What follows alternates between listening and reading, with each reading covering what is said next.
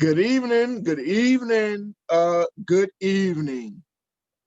Welcome to our newest podcast. This is episode 12 of Two Guys and a Mic. It is Has it been Football 12 Sunday. already? It's episode 12, homie. Wow. And we are super celebratory here in Cleveland. Yes, We it have is one Celebration of the Sunday. craziest games that we've seen in a long time that we actually came out on top. So I'm happy. I'm not completely happy. There were some things that happened today that are still a concern. I think Sean feels the exact same way. Am I right? Yeah. I think we're going to have concerns with this team every week, especially with the way the defense plays. But I'm ecstatic at the way that we won the game because that was much needed. Because we haven't done that. We haven't done that, bro. And you know that. And that's why Sean feels like he feels. Right. We haven't had that. And I'm sorry, you know what? I haven't introduced myself. I apologize. I'm so excited to be 5-2 that I kind of skipped over some of our cordialities, our salutations. I am RP. I'm Ron Pierce, man. I'm glad that you guys are with us. Go ahead, Sean. And I'm your other host, Big Sean. I hope everyone is well this fine Sunday evening. Listen, if this doesn't find you in a good spot as a Cleveland fan, that means that you are a Cincinnati Bengals fan, and that means you probably are not going to have a good time on this. Yeah, if you're a Cincinnati Bengal fan, you was dropped on your head at birth, so there's really no helping you. At this point in time, you are lost cause in life. You were doomed to begin with. Exactly. You were doomed to begin with. So today, of course, it's Football Sunday, and we always recap. For our newer listeners and for those who haven't heard us before, we always recap on Sunday evenings our Cleveland Browns. And I say our Cleveland Browns, as you see, my shirt says Love 216. Our show is called Two Guys and a Mic 216. We are all about Cleveland. We're all Cleveland all the time. Just in case you can't see that, Cleveland Browns. Right. We're all Cleveland all the time because we don't always get the coverage that we want to have. Am I correct? We listen to the national shows. Yeah, that's true. And I kind of don't care. Well, when we do get national coverage, it's like they're waiting for us to fail. That's what I mean. They can't wait to jump on us. We always want to give like clear coverage, and we also want to give. While we love Cleveland, we also want to give objective coverage of our teams, and we also give clear coverage of everybody else's, whatever else is going on. We're going to talk about the World Series here in a minute, and our team's not there. But we're going to give clear, concise, honest coverage of the World Series as well. So, but we're going to start, of course, with the Cleveland Browns. Today was a game that I called a week ago. Or excuse me, I'm sorry, 4 days ago. I called it a trap game. I called it a game that we can get caught up in.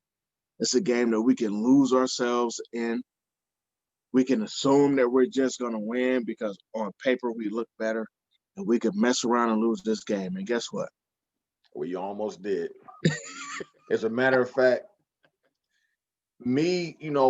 so just to let you guys know, I think I touched on this on one of our earlier podcasts. Like I have defense mechanisms when it comes to the Browns.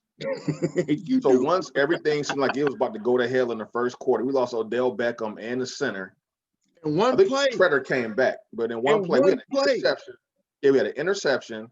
I don't know what Odell was doing trying to take. He jumped into the pile and tore up his knee, and then our starting center laying around grabbing his knee.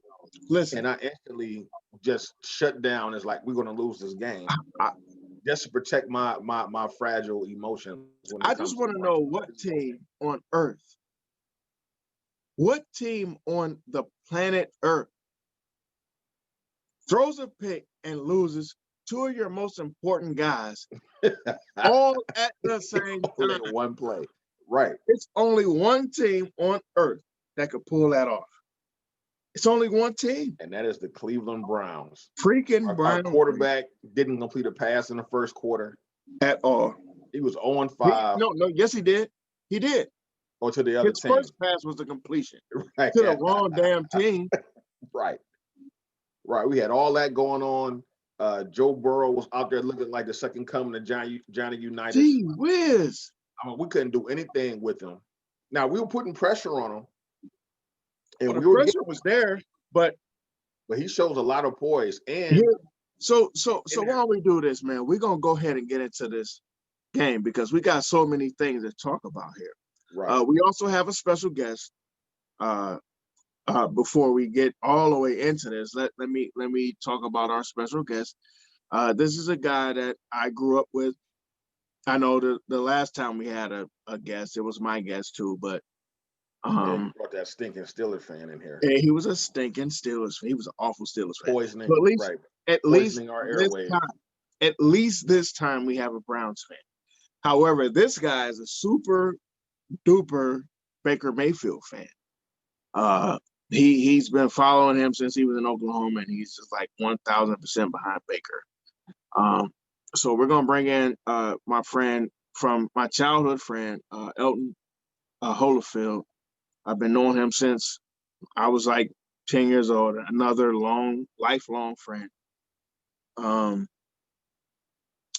I think when I was 10, I think he was like 6 or 7. You know what I mean? He was a younger kid, but he was always around us in East Cleveland. We hung out, we kicked it, we played football, we did a lot of stuff together. So I just wanted to put that caveat out there. That's something that's getting ready to come up real soon. But I just felt like we needed to just jump into the game because we have so many things to touch on, because this game presented a lot of stuff that we've talked about. This game presented a lot of things that we thought were a problem, and we saw almost all of them culminate today. Am I correct, Sean? Right. Yeah, you're absolutely right. Everything that we talked about, everything that we said that we wanted to see, for the most part, kind of came to fruition today.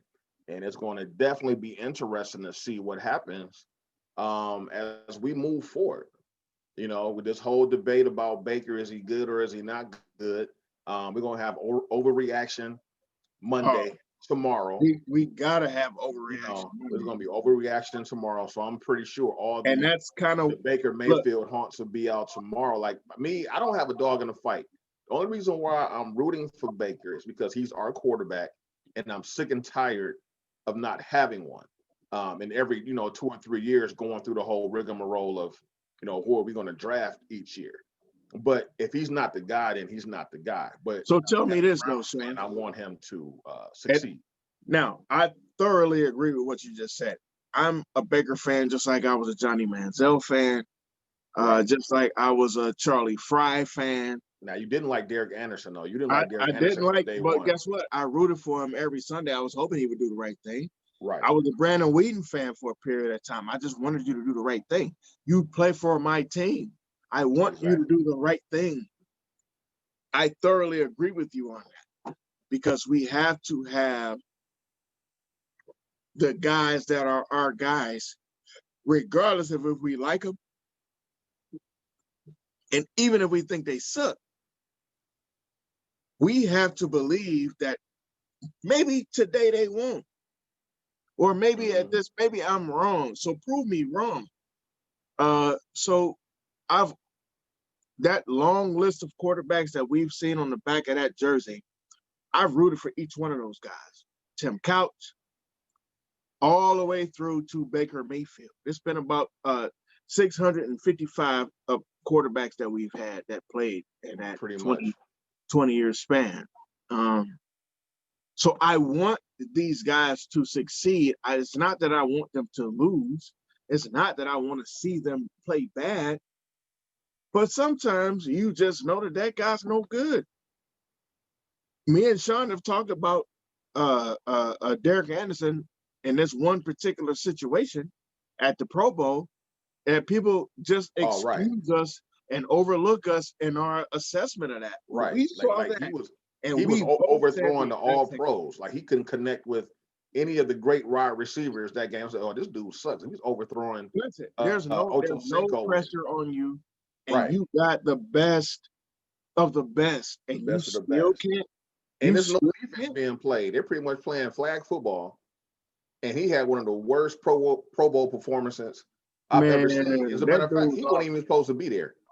he wasn't. He was a fill-in. Yeah, he was a But fill-in. they let him play. And guess what? He stunk. And we felt because of that, everybody gave us both grief.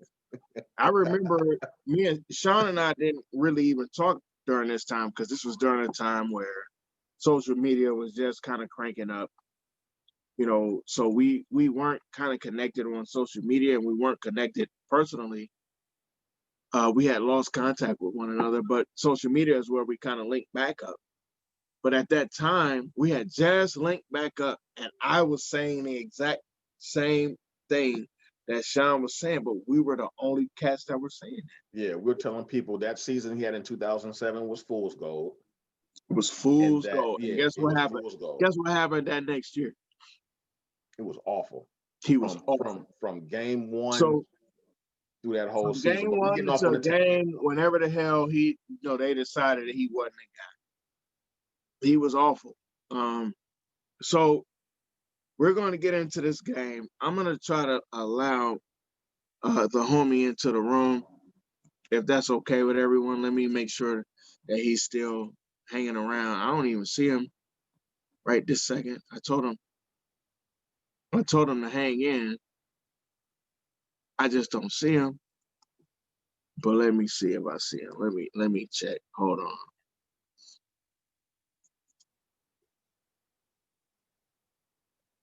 I'll re-invite him. How about that? All right. I'll just re-invite him. Because maybe he lost contact. I know that this Zoom stuff is a little bit different than what we think often. So I'm always a little bit skeptical. Zoom has a mind of its own at times. Zoom does what the hell it wants to.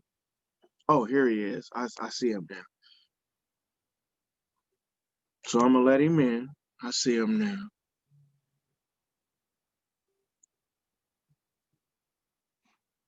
Elton, you in the room, bro?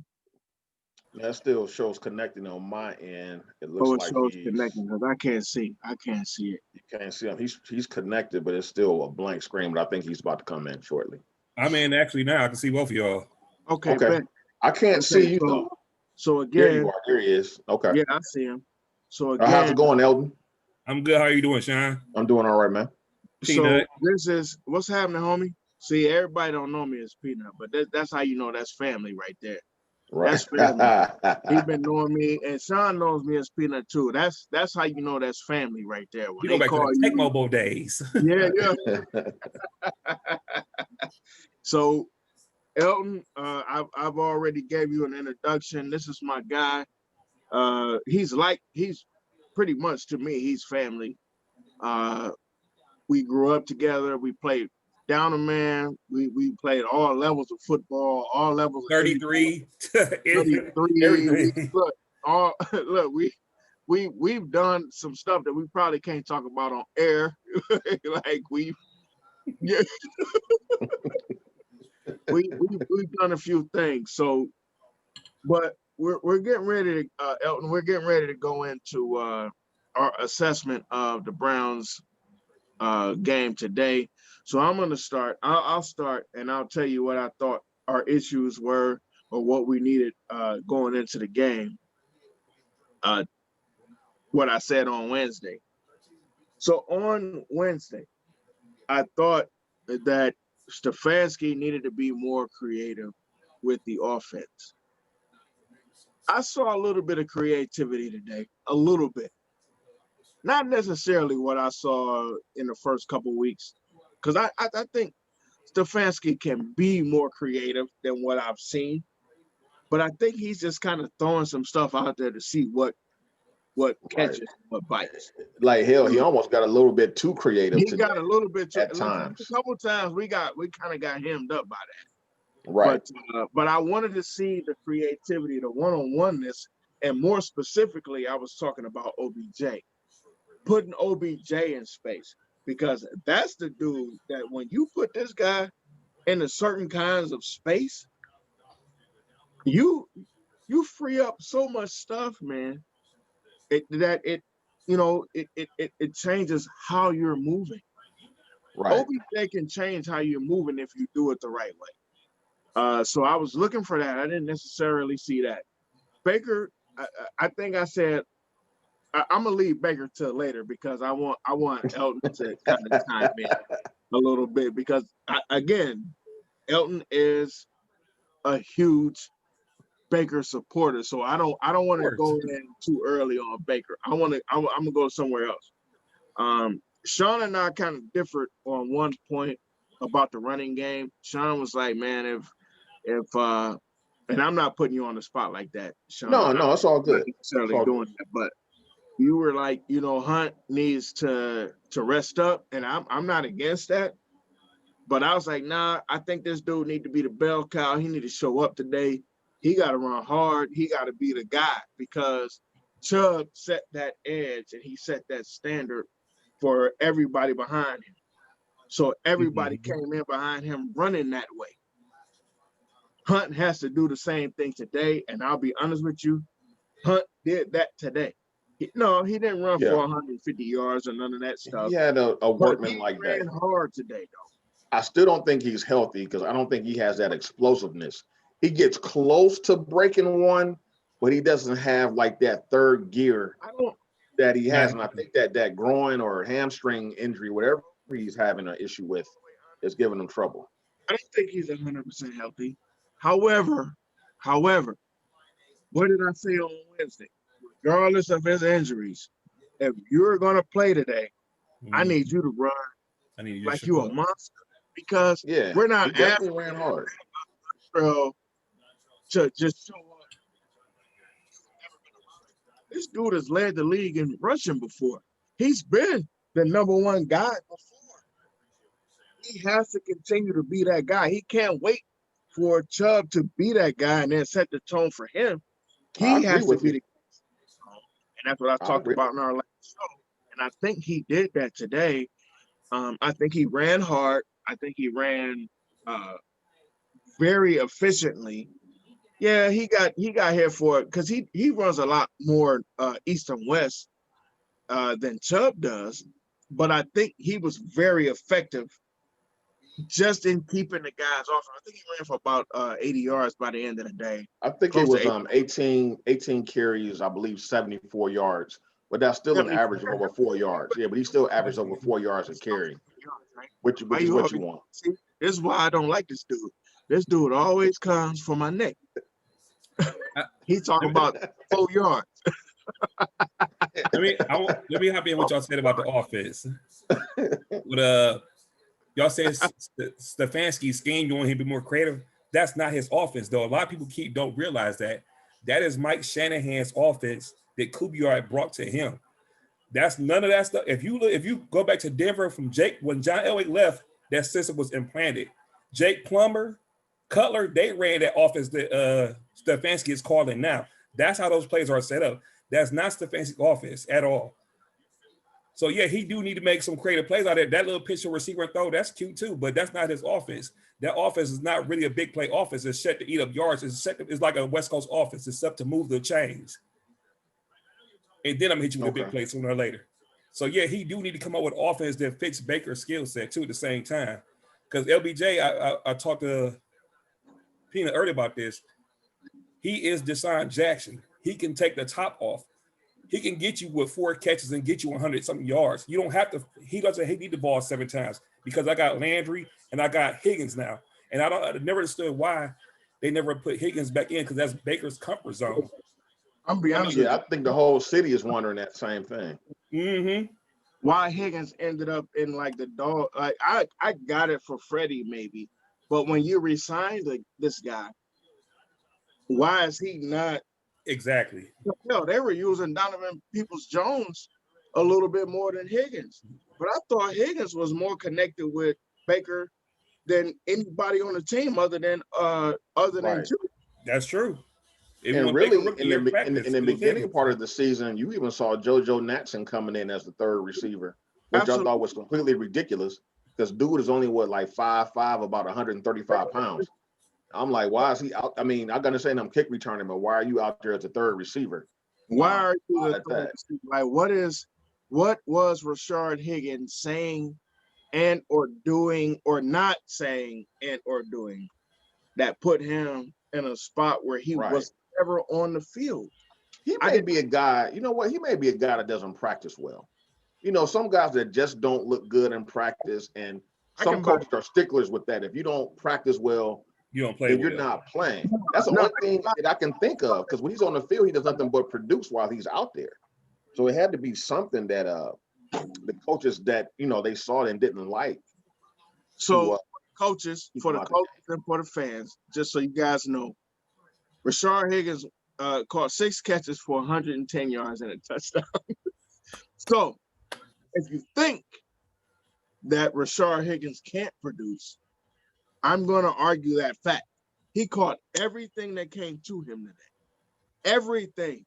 Not one drop, not one, oh, I've been on the bench and didn't get this off type thing.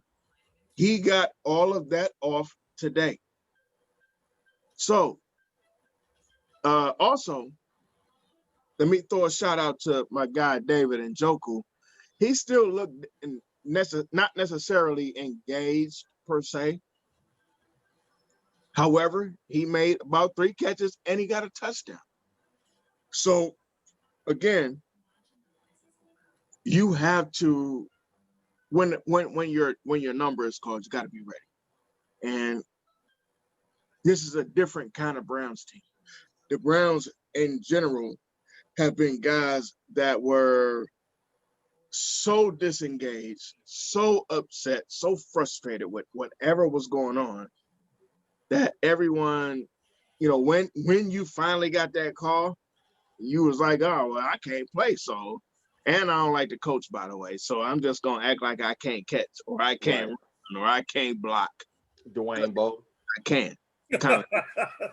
You know, Dwayne Bowe. Elton, tell me the truth, bro. We just talked about this. I think sometimes, and Sean knows this because I've talked about this on the shows. I think sometimes we brought guys in to be XYZ. Injuries and opt-outs have put us in a position where it put these guys in positions that they're not necessarily ready to take on, and that's not what we brought them in to take on. And then they, you know, taking these L's, and everybody's like, oh, that dude sucks. Well, guess what? There's really only one guy on the team that I think needs to not have a uniform ever, and that's Andrews and Zaho. That dude. I don't know. We got help in the D League. Listen, T. Mitch, you got to make that goddamn interception.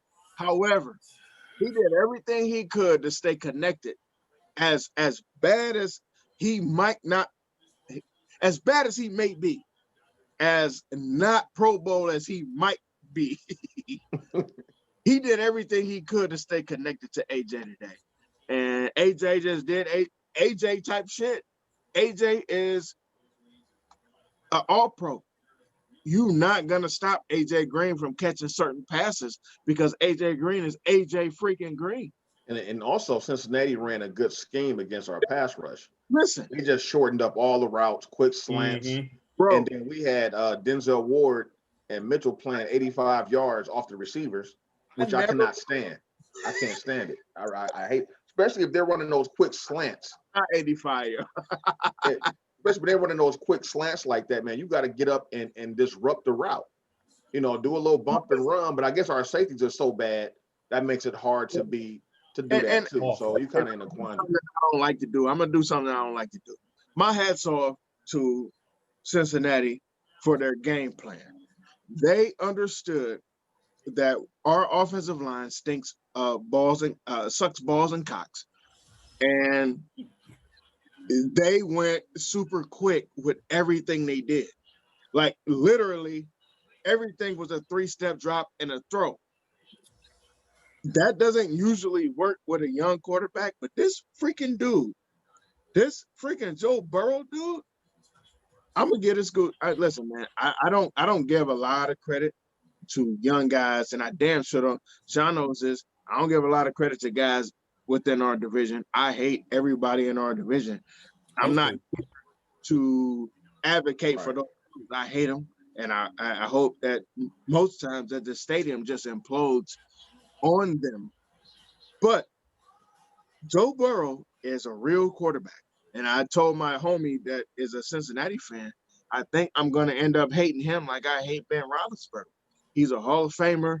Ben Roethlisberger, by the way, is what I'm talking about. And I hate Ben Roethlisberger. I think I'm going to hate Joe Burrow the same way. I think Joe Burrow is a really good quarterback. You know that guy's going to throw 300 times a game because they don't have anything else. Right. And he still throws 300 times a game. And nobody has an answer for it. The only hope that we have 40 is that yards, the Bengals 40 ruin yards. them the way they've ruined everybody else. That's the only hope we have. What'd you say?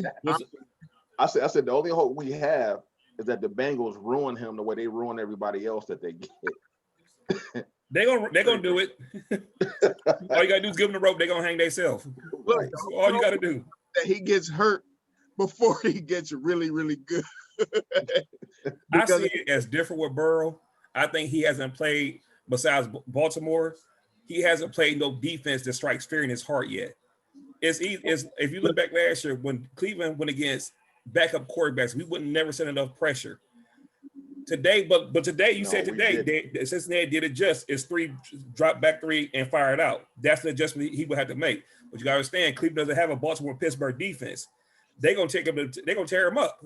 So when I see him beating the Jets, I see him lighting up the Browns defense without winning. Some people, and listen, and that's the other caveat is he's gonna throw 40 times a game. That's a given. Yeah.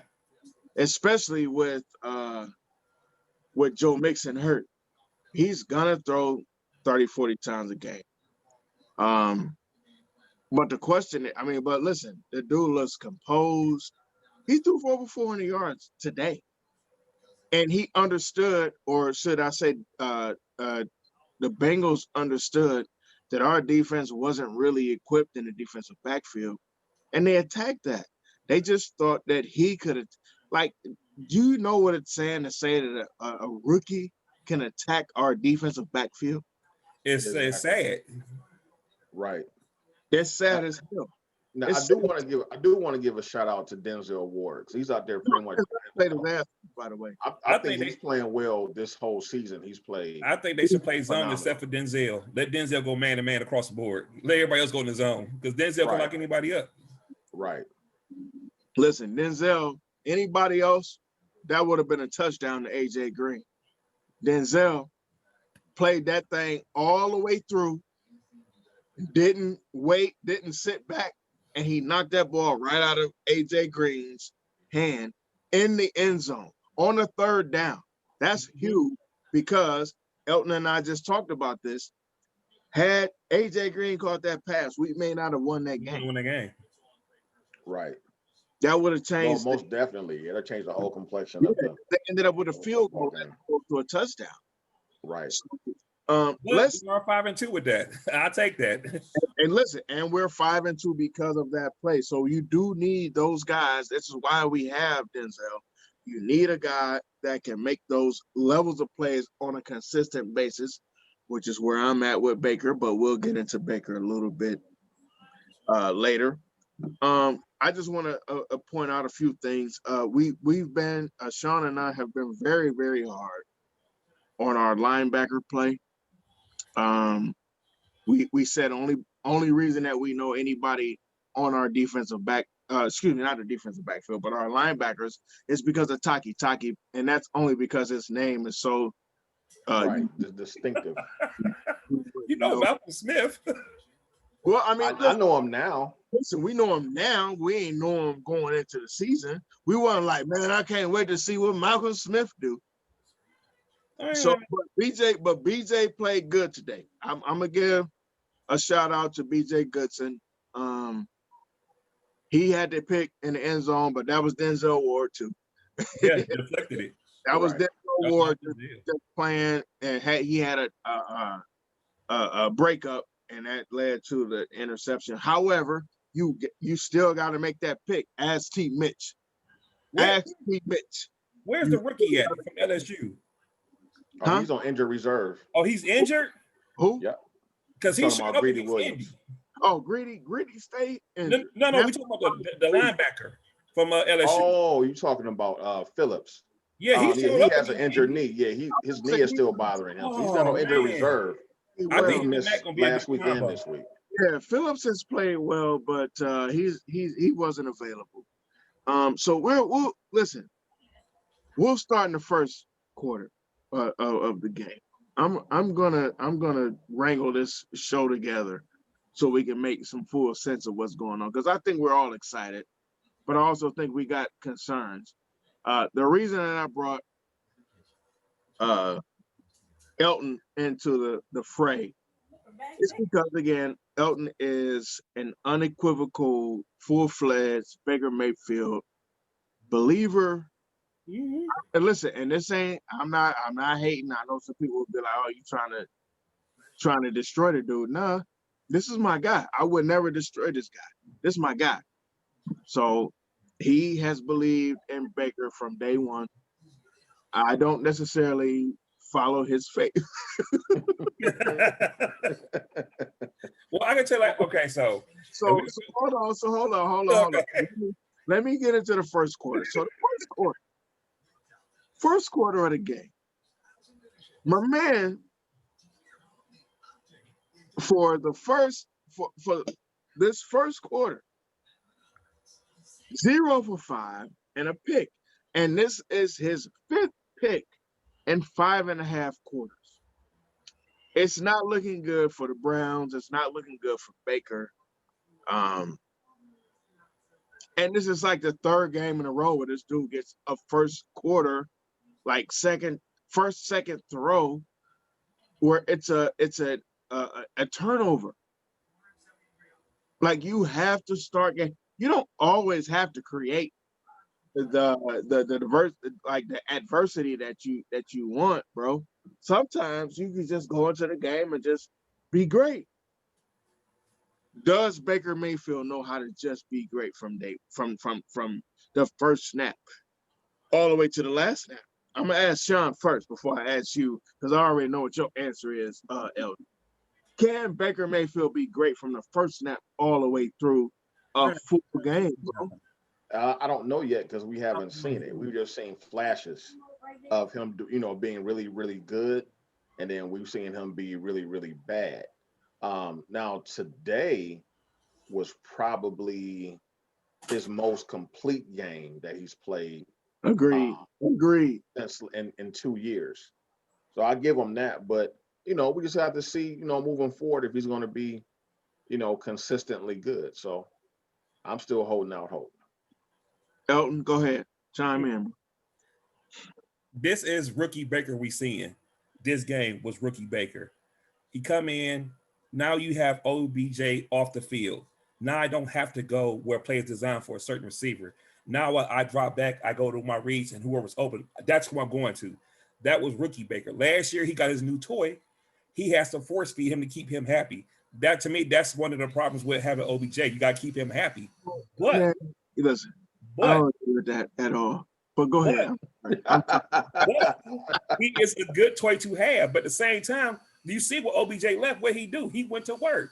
He said, "Hey, hold my beer. I'll be right back." And went on the field and produced. Man, listen. But he should be doing that anyway. First Like of all, and I'm gonna say this real quick, Sean. I'm gonna let you talk. I don't disagree with OBJ going out and all of a sudden Baker picks it up. But the one thing I've been saying consistently is, if the front office doesn't see a need to move OBJ, let's say we go 11-5 and end up in the playoffs. So you telling me because OBJ is out there that Baker can't throw and that's OBJ's fault? No, I'm not saying that at all. What I'm saying is bullshit, bro. The player there's call is for him to go to OJ off rip. And to me, But listen, man, if OBJ covered, you look at your next guy. That's on Baker. That's not on OBJ. That's very true. That is very true. Go ahead, Sean. Let me let Sean. I think, and not to put words in your mouth, but I think what you're trying to say is because Baker is a young guy, OBJ, Jarvis Landry are veterans. Like he feels the pressure and the need to get them to the ball. So he's not playing loose because he's focused so much on force feeding his veterans, so he don't have to hear them chirping in his ear. I think that's what he's saying. That's definitely on Baker. Because now he needs to go into that locker room and say, look, hey, I'm the quarterback. I'm gonna get you the ball. Shut the hell up. And I think if he plays the way he played today, when he's playing loose, look at whoever's open, it's going to open everything up organically. Everything else will flow naturally. But I get what he's saying. Like, he's not saying that it's not on Baker, but Baker feels the pressure to get those guys the ball. Feed him the ball. So Baker has to listen. If we get to the playoffs and the Browns haven't figured out a way, especially if we keep him beyond the trade deadline, we haven't figured out a way to utilize OBJ properly, then Baker's going to have to figure out how to play with OBJ when he's healthy on the field. Don't tell me that, oh, well, he's on the field and I got to try to work him in. Listen, man, you have to be assertive enough. You have to open up enough and just say to yourself, yo, I got to make sure that my guys get the ball the way that they need the ball. And I think Baker is capable of that. He's bully enough. He's cachet enough. He can go to Alex Van Pelt. He can go to Kevin Stefanski and just say, hey, man, here's what I need to have happen. I don't know why he's not doing that, or if he has, and it just hasn't translated yet. But he's that guy. He's that guy. He's the guy. And if they want him to be that guy, they have to allow him that level of room, especially now without Nick Chubb. Because I'll tell you what, the best player on the goddamn team is Nick Chubb. Go ahead, Elton. No, I was gonna say, what game was that against Washington? It was. What was a touchdown scored, and Beckham and Landry didn't celebrate him. They walked off. And Baker came behind and patted them both. Hey, you gonna get yours? Just chill out. That's what need to be like he said. He needs to go to them, check the whole situation, because I want to see this team right now. As I said, is 5-2. When was the last time we was 5-2? Anytime. I can't. I know time since we've been back. It doesn't even sound right coming out of my mouth. Browns 5-2 does not sound right. I can't even get it out without stuttering. They're like the Cavs is 5-2. No, the Browns. And listen, so for those folks that thought that we were overreacting last week, Baker Mayfield came out and said, "Yeah, we're 4-2, but I feel like we 0-6 because the way the team is acting, the town is acting." Played last week, but to me, that's leadership, because that plays into how you practice this week. And I still think that they probably overplayed themselves today. They probably thought this was an easy win. Sean, will tell you, I kept reiterating during our last show, this is a trap game and we can get caught. We have to play hard because we think on paper, 1-4-1, we can just walk in there and kill these guys. Right. And it's been way too many times we've gone into Cincinnati and came out of there with our tails tucked between our legs, and they ruined the rest of my Sunday afternoon. We was on our way to another one. He owns Cincinnati, though. If you look at it, he found Sunday afternoon. The hell with our Sunday afternoon. They ruined our season. Right. Right. So, you know what I saw today, Baker started out awful, by the way. I'm not underplaying this. I'm not overplaying it. Baker was awful. The next thing I know, this dude, 22 completions later, straight, by the way. Not just 22 completions, 22 straight completions in a row. 5 touchdowns later. The Browns walked away with a win. So I'm going to give Baker Mayfield his room to kind of cock walk around the yard. He was the guy today. You ever seen Napoleon Dynamite? Yeah. He's Uncle Rico. Today he's Uncle Rico. Right. I still got it. Listen, he still got it, and you gotta let him cock walk through the yard. You can't say nothing. If y'all go out tonight and y'all see Baker Mayfield in Cleveland, buy that man a drink, please. Not Cleveland fans. They're gonna find a way to draw him. Listen, he don't have a game until Sunday. So buy that man a drink. I'm not going out tonight. If I was out tonight and I saw Baker Mayfield, I'd buy this dude a Cosmo or whatever the hell he wanted. And I would be like, hey man, I just want to shake your hand real quick. Boom, boom, boom. I know he didn't really do much in terms of winning the Super Bowl or nothing like that. But my guy, we haven't seen this type of quarterback play under pressure for no reason in a long freaking time, and then see our guys show up. This dude showed up today, and I gotta give him his props. And they were talking about this all week on the radio, on the local shows. They were like, at some point, Mayfield's going to have a game where it's on his shoulders, and he's going to bring us back. Mm-hmm. And he hadn't showed it yet.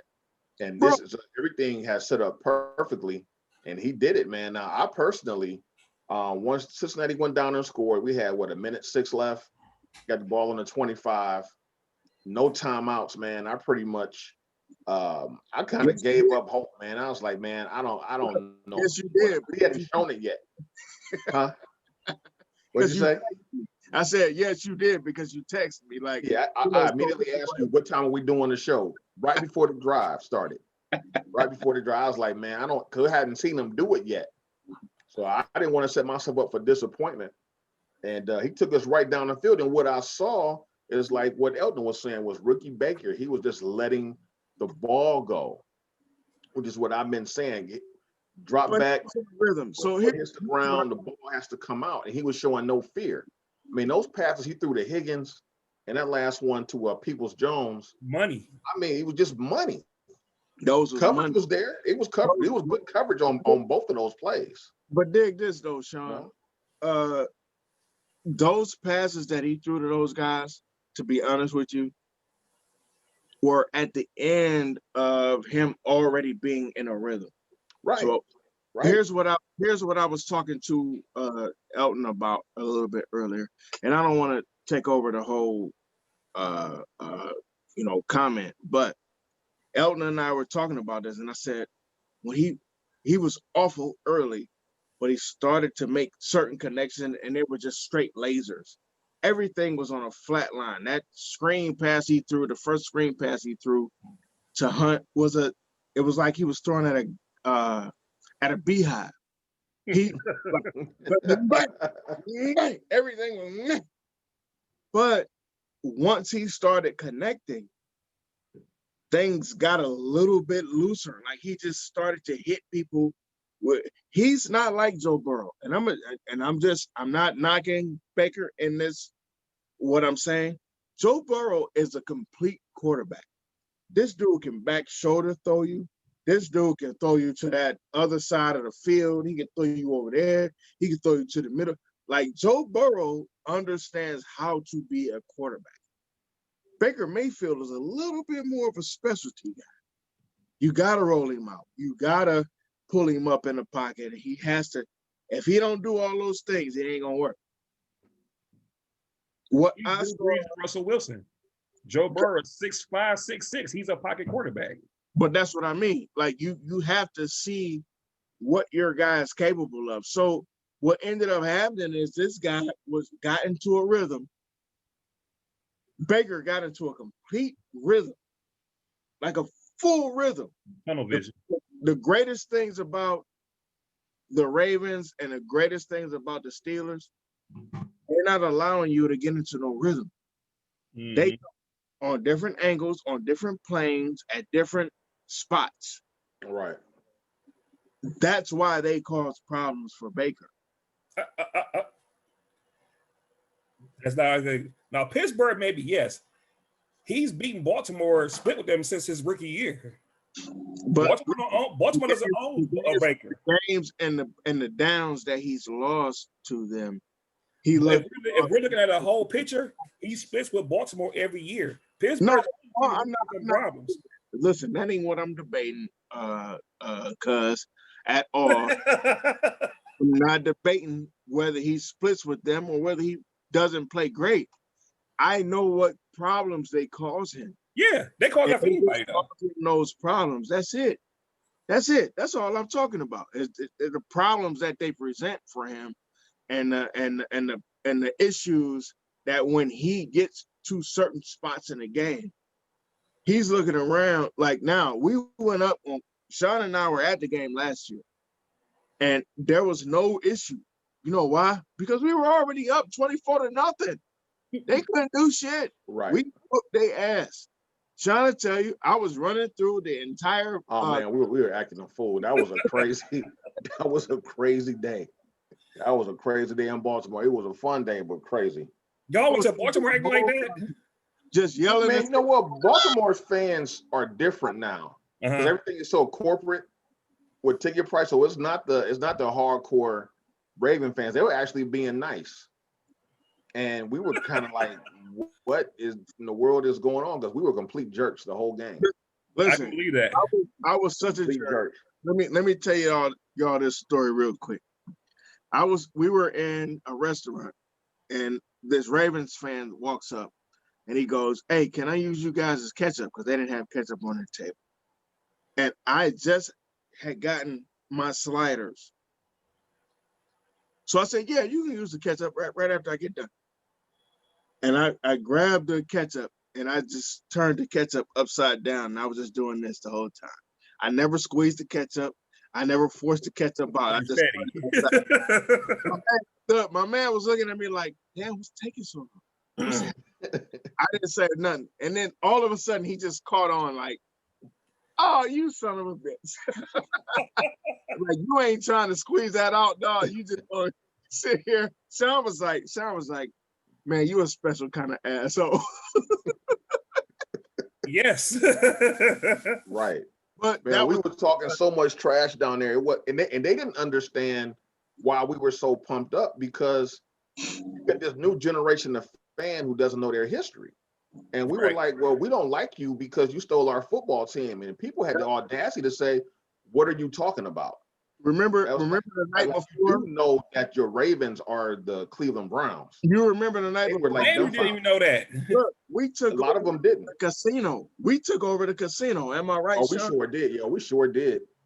We took over the casino the night before, like yelling, "Here we go, Brownies!" Like we saw other Browns fans, and just went bananas. But let's get back to the game because we can go off on the tangent.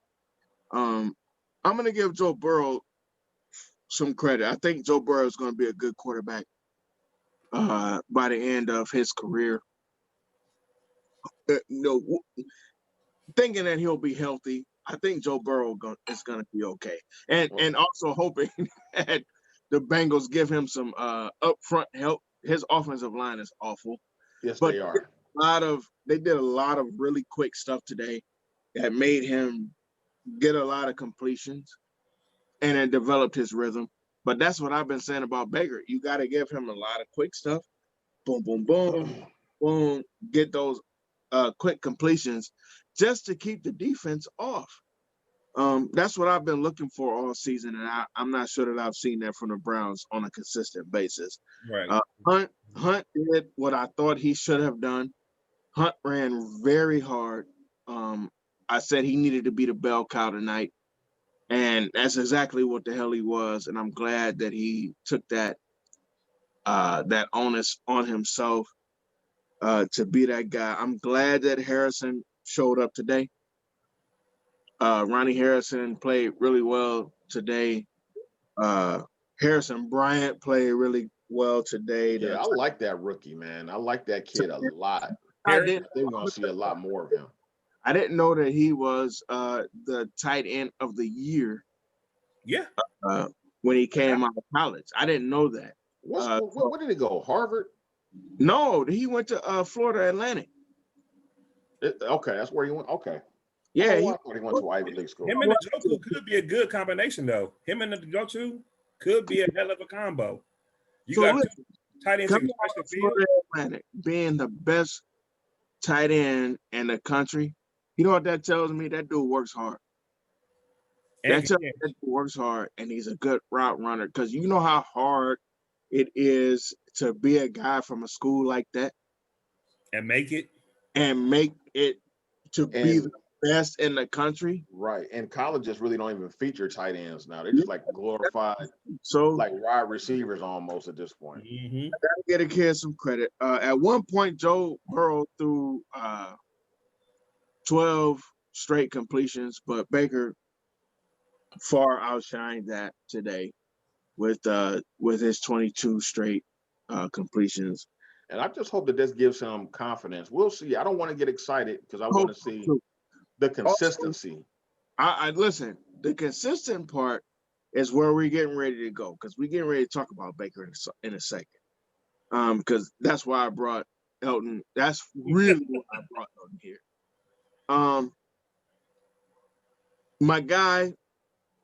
My guy who I've been talking about all year, Myles Garrett, he opened up the script club today. He got the script club going. He got another script set. The script club is what's that, 4? The script club is popping. The script club is open, players. You see, I wasn't making it rain. I don't spend no money in the strip club. I'm just sitting there and drink. But I tell you what, because that is spending money, I guess, but you know what I mean. Look, I'm going to Myles Garrett script club. I'm going to the Myles Garrett script club. Take it off. There. We got 4 strip sacks this year. The script club is open. In 7 games. Jones. Look, that's a Pac-Man Jones version. The script club. The script club is open. And you gotta love what you see out of my guy Myles. He got 9 sacks, man. This dude got 9 sacks. I'm with him. I'm on him. They gotta hold him. They gotta chip him. They gotta put 3. There's no way to stop this. Triple team, everything. Listen. He the ghetto boys, man. You got a triple teamed on him. He giving these guys all levels of work. So shout out to my guy Myles. He gets one of my game balls. We ain't done, and I'm not giving out game balls yet, but Myles gonna get one of my. I think you gave out 2 already, man. Did I? I think so. Did you already see that? So let's talk about Baker a little bit, man. And I'm gonna open the floor up to my man Elton. I'm gonna let Elton have the floor for a minute. So here's my issues with Baker, and I'm gonna let Elton talk after I say this. And I think everybody in Cleveland has some issues. If you don't have an issue with what Baker Mayfield does on a regular basis, we all need to sit down on somebody's couch and talk. Baker Mayfield is super inconsistent. Last Wednesday, I was like, I don't know who I'm going to see. Am I going to see awful Baker or mediocre Baker? Today, I saw really good Baker, but I haven't seen really good Baker in a long time. Why can't I see really good Baker, Elton? Okay, so if you take it from my point of view, how I see Baker playing quarterback. So point of view. How I see him playing quarterback. From rookie Baker, he came in, he sat, learned system, got in, got busy. Following year, a little bit chaotic, playbook is switched up. Chaos is all around him. Now he's sporadic, he's all over the place. This year he came in, different system, different coach. I had to learn a whole different system. Nobody's got preseason, so now I got to do this on the fly with everybody. Has he been great this year? No. But at the same time, if he's going 2 to 1 per game for touchdown interceptions, and some games not throwing picks at all, what is everybody so upset about? He's a 3rd-year quarterback with 5 coaches. If he's winning, I don't need him to put up 300 yards, 4 touchdowns, and no picks. I don't need that. I need you to go out here, give me a drive, because if you look, almost every first drive, he come out, he get you points. He's putting up numbers. The thing I don't get about Cleveland is like, they're like the old dope man girlfriend from the 80s. She was cute back then. Now in the 90s, she fell off. Now 2000, you look like trash, but you want the world still given to you. We're not about to get that right now. So let me go 5-2. Let me be happy and let Baker do what he got to do. Is that Tawana in the backfield? Going over there and laughing. But it's like the old dog. She still thinks she got it. That's what the Browns fans think. They think we still got it. No, we are building something now because every quarterback we had since 2000 has done what? Lost. Well, you know what, too? Hey, They have Elton, lost. Baker's Hey, only Elton. put up a winning number at home. I said, oh my Elton. God, he's a number one. Hi. What's Hello. up? Oh my What's goodness. going on? Oh, Tawana is hi. that's the homie. That's the Tawana- homie. What's Tawana up? back in the day. Ryan, How you Ryan. doing, Tawana? I'm What's good. happening? How are you? Look, I just had to laugh. Dope fiend back in there. I mean, the dope man's girlfriend. Everybody, she sorry. was cute and young back then. Okay, and we I- was cute and young back in the 80s with the Browns. The 90s, she got a little bit older. We got a little bit older. But I'm still 2000, cute. Love that. but the 2000s a little bit different. So, People on your show. right. We so used to losing. So now when we see something good happen, now we have to break down and analyze, criticize everything. No quarterback comes into the league on fire 3 straight years. Nobody has ever done that. It's not going to happen. Even Peyton Manning, 28-28, first year, he still threw 28 picks. Nobody criticized that because they see the greatness in him. I see the greatness in Baker. He can get outside the pocket. He can make every throw. That last touchdown of Peoples, everybody's not going to make that throw. You can count on a handful of quarterbacks going to make that back shoulder throw to drop it right in your hands. All the receiver got to do is just do this and turn around and catch it. Everybody can't make that throw. None of them can. So when they criticize Baker, I don't understand what are you complaining for? If you look at his numbers overall right now, he got 60 touchdowns and 40 picks for his career in 3 years. Y'all mad about that? I think what it is, another thing too, and Cleveland fans have had a long history of this, even going back to the 80s, where for some reason, because we're never really like in the national spotlight. We never get a lot of love. Never. So you look at guys, some of these quarterbacks putting up these tremendous numbers, and we've never really had even Bernie wasn't putting up ridiculous like Warren Moon type numbers. All he did was win. So I remember even when Bernie was here, it's like we always want the prettiest girl in the room. We're not happy with who we have. So they'd be like, look at Warren Moon, look how graceful he is, look at that ball coming out. Same thing now. When we had Tim Couch, I know people that's like they were saying we should have drafted Joey Harrington, we should have had Achilles Smith, we should have got all these other people. They flamed out fast. Right. And even now, because Baker is not putting up the huge numbers, we're like, well, he's not who we thought he was. And my thing was always what you said, Elton. The reason why I've been patient with him is you can't name me one quarterback that's had 4 head coaches and 4 offensive coordinators in a 3-year period be successful. It may have never even happened in the history of football for a quarterback to have that much change in that shorter period of time. So my attitude this year was like, for the most part, let's wait and see how he does in this system before we cast him out. As a matter of fact, I texted Ron at halftime. I was getting a little frustrated with Baker. I said, you know what, I'm gonna get this guy one more half before I really get upset. Let's see if he can come out and show some type of pride and bring the team back. And he did exactly what And just for clarity, I said, man, this dude is awful. I did, didn't I? Yeah, he did. Yeah, I see that. Look, I said, man, this dude is awful. I'm not sure what he's gonna give us, but He started picking up steam after the first quarter. There was that but. I said, but you're right. Let's see what happens. And to be completely honest, I couldn't have told you that he was gonna do. If I had said to either one of you, Baker's gonna throw 22 completions and 5 touchdowns in this game. 22 completions straight, by the way. Which one of y'all would have just been like, okay, yeah, that sounds right. Yeah, you full of shit. And when is the last time a Browns quarterback has thrown 5 touchdowns in one game? Never.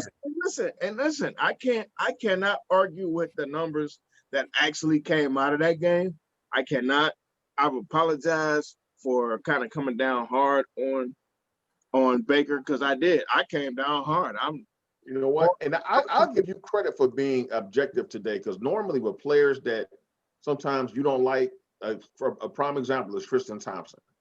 Tristan Thompson can go out and score 45 points, 35 rebounds, and 12 assists, and you're going to say he sucks all day long. You won't even give him credit for that one game at all. But at least today, you swallowed your pride. You swallowed your pride, and you gave Baker Mayfield credit today. Next time you call me out, I'm coming to your house, man. That's all I'm gonna say. Even though Baker's still putting up numbers. He's like, now he's 15-7, 15 touchdowns, 7 picks. He still got one of the lowest pick rates in the league still. But his yardage isn't sexy though, man. He's not putting up Mahomes type numbers. Even like Dak Prescott had near 2,000 yards in 3 games. My backfield getting busy. I don't need him to do that now. But listen, but you're a football guy, and you actually understand that. But fans don't look at that. Let's not lose ourselves for real. Let's just be honest. Baker had a really good game. When is he gonna have this exact game next again? week? He's gonna do the same thing next week, and I hope the coaches see the way he played today. Hey, and I hope so. As a Browns fan, I hope you're absolutely correct, homie. I do. The fans say, "Hey, okay, let him go do him." I truly, thoroughly do. I hope that you're correct. I'm gonna be honest with you. I don't know, and I need to know that what I'm getting. I knew what I was getting out of Bernie every week. I haven't had a consistent quarterback since Bernie, to me. Right. And I knew what this guy was going to do from week to week. Bernie was the last guy, man. We talking about back when we was playing 30 years ago. Elton. Yeah. Ain't none of us. It was a win. We got there and played. Ain't none of us playing on goddamn down the man right now. So we talking about, almost 30 years ago. I need a guy. That's 30. Or beyond 30 years ago, actually. I need a guy that's going to show me from week to week, yeah, maybe you don't get 5 touchdowns. Or no, maybe you don't get 400 yards. But you're going to make the plays when I need you to make the plays. Because Ben Roethlisberger don't always get 300 yards.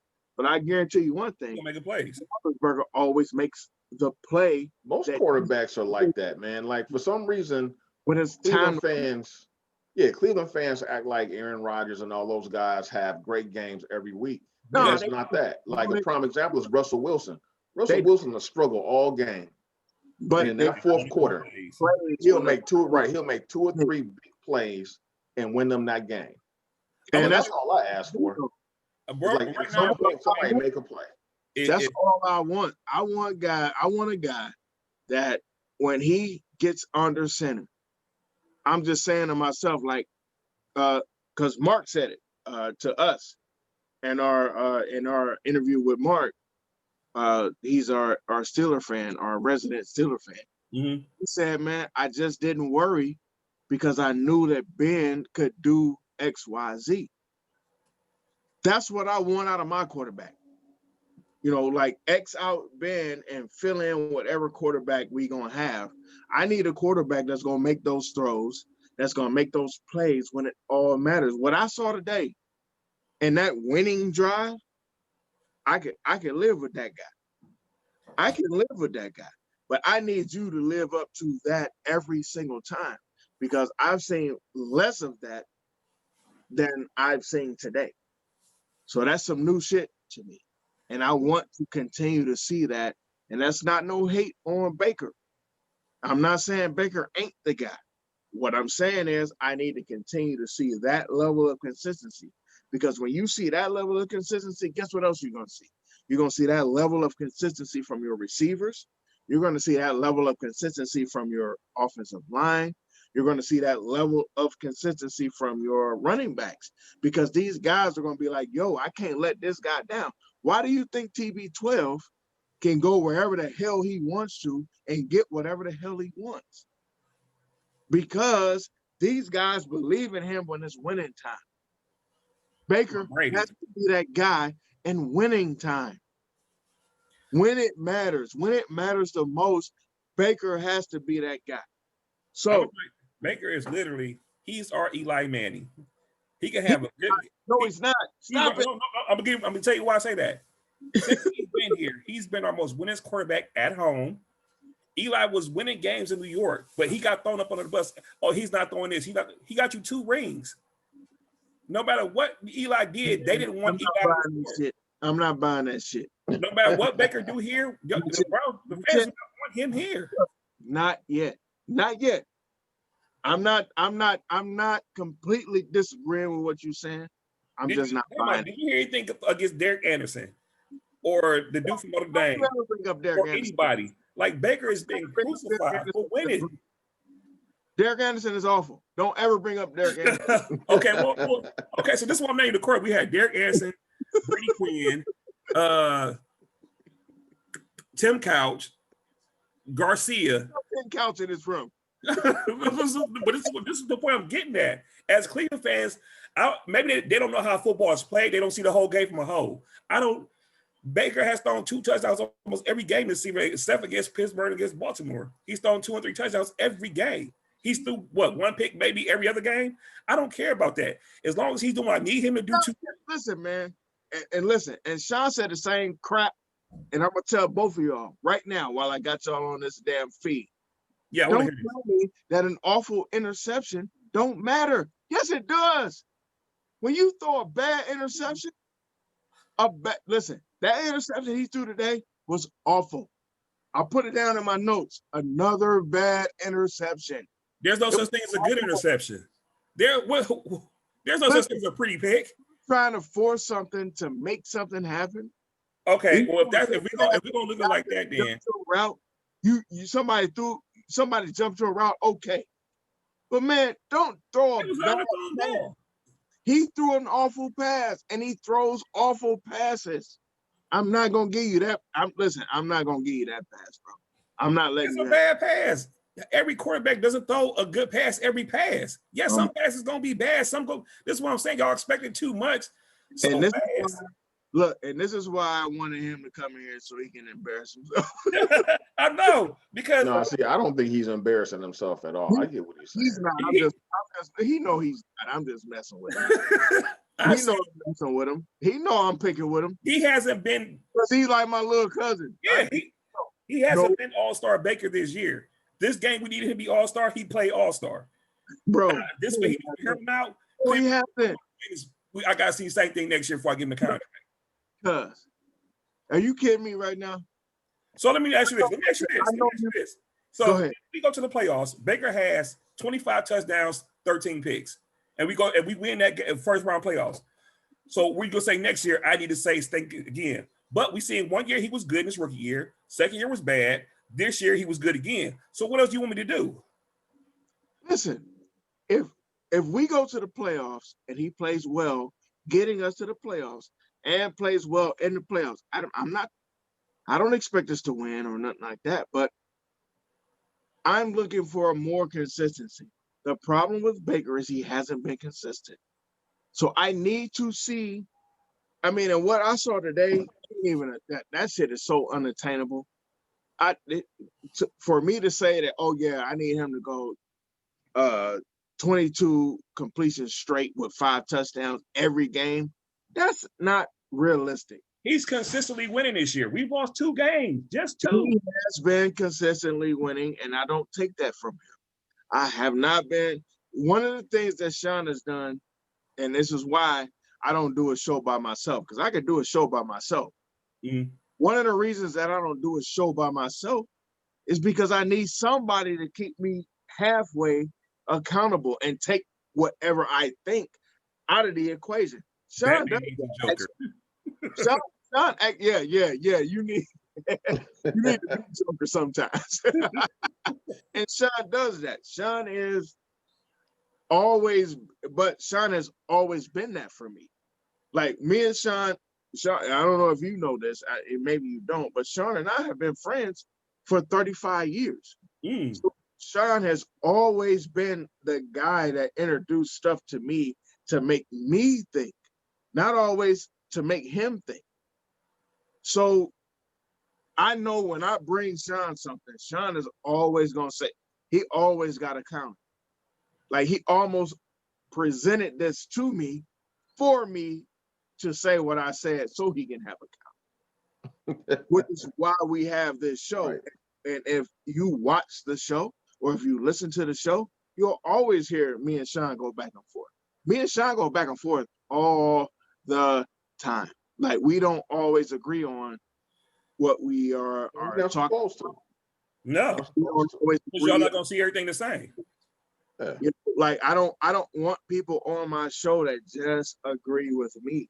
Yes, I want man. people to make me really pay attention, which is why I brought you, because I've been very hard on Baker. So has Sean. We've both been very hard on Baker, but I give Sean this one thing that I don't give myself. Sean has been way more open to what Baker could be than I have. Because I've seen been hard on seen the Baker. flashes. You know, I've He has- seen when he plays loose and he's playing confident, I've seen him do things that I haven't seen the Browns quarterback do in a long time. And that's why I want to hold out hope. We talked about this earlier in the show. Man, I can't go through another dog and pony show about what quarterback are we going to draft. You know, I can't. I don't have the But patience. that don't mean that you I got don't have the energy. And that's Huh? always the argument. What's That that? don't mean because you don't want to see it, don't mean that's what we have to do. Well, no. What I'm just saying is, like, I just want everybody. A lot of people were just saying, "Well, get rid of Baker. He sucks. Let's just move on." And my thing is, well, no, I want to just be patient and see. And before I cast complete judgment, I want to get through the whole season because I really don't. I don't want to go through the whole. Because if he is not the guy, then we have to go through this whole process again, unless we sign a veteran. You know, And but I want some. Like, everybody who came to me and was saying, and this is only because I've been doing this show, so I'm trying to be more objective. Sean is such an objective, a little bit more objective in certain areas than I am. I've been a little bit more objective because I got a show now. So I'm trying to be objective for Sean. I'm trying to be objective for the show. And I asked people, like, okay, so you want Baker to be gone. So who do you, because here's the problem. We're not going to get a lottery pick. I They just, want one. we're not going to get a lottery pick. We're going to be 15 to 22. So you're not going to get a really good, what quarterback's going to be there? You're not going to get that guy. And then, you know, what guy you're going to get in the draft or in free agency that So you let me don't. ask you this. If Free he agency plays is this even year- worse because you don't have a guarantee. Like, If- you bringing this guy in and you have to tell this guy either you're going to be the backup or the starter. So what guy are you going to get? You ain't finna get nobody. So you may as well figure it out with this dude. if he plays good this year, like he's been playing so far this year, I say he's still been playing good. Then do you give him his contract next year, or are you gonna say I need another year to see? After you've seen 2 good years and 1 bad, No, I would need another you need another year. year. Because Most definitely, man. 'Cause I think guys get rewarded way too early before they've proven anything. I.e., Carson Wentz, Kirk Cousins. Who? Carson Wentz, Oh yeah, he's the main one. Kirk Cousins, Jeff you know, Goff. Mr. 8-8. You know what I'm saying? He's gotten paid. And Kirk Cousins are the most mediocre dudes that's ever played football. Now, Tony Romo. He's consistent. I tell you what, Carson can make those throws, but Let me ask you he's this. always hurt. He's always hurt though. Let me ask both of y'all this: the games that we won this year, Baker has played good, and we've had leads. No. Listen. Let me finish. He's played good. In my eyes, he's did what I need him to do, and we have got leads that we have lost. So now, are we going to start? When are we going to start holding the defense accountable? Because Baker now put them 30 points on offense. We can't score 35 on offense and then turn around and give 31 on defense. Sooner or later, it's going to come back to bite you. No, I agree with that. I agree with. You're right. 100% right. Like I haven't blamed everything, all on Baker at all, man. I've been giving the defense hell. And again, if you know. listen to the show, you'll hear we have our layered issues with the team. Some of it is the inconsistencies of our coaching. Some of it is the players, but it's never just like it's all Baker's fault. Nah. And that's why I want people to listen to this show. We're at least fair. We're very fair here. Yeah, we're emotional, but we're fair. And sometimes I go off on a tangent, and sometimes Sean hasn't gone off on a tangent yet, and I can't wait. It was coming. If you would have lost, if we would have lost today, that tangent, it was coming. Like, man, I can't wait to see this car accident. Right, that's gonna be in full effect. I was ready too. I was preparing my speech for the day. I was sitting back like, man, this show gonna write itself. I ain't got to do. So let me ask you this again, because me and you talked about this earlier. If he beats Baltimore, Pittsburgh at home, so we're expecting. Now, I mean, you both said this earlier, like we talked earlier. Said I want to see a win in the first round of the playoffs. Then, because as of right now, Cleveland's like the 5th seed.